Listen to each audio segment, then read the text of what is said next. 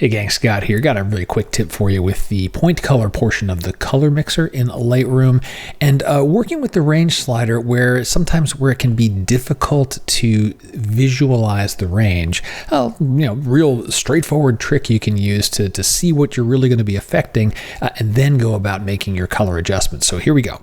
This photo here, if you watched my crop video recently, you saw this one, and I'm working through the photo, and I want to add a little more richness. So just brighten up and a little saturation into the ridge line of, I'll just call it these like warm brown trees. Not a lot of foliage on them, but I want those to brighten up.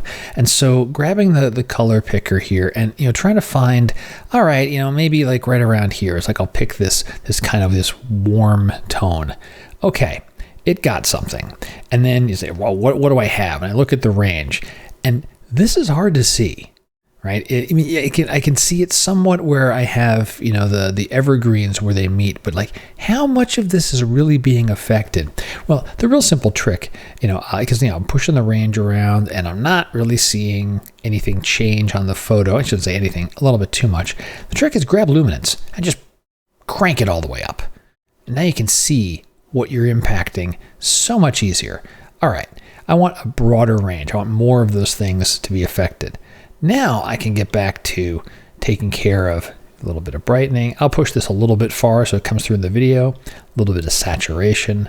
Again, pushing those a little bit harder than I normally would so you can see before and after.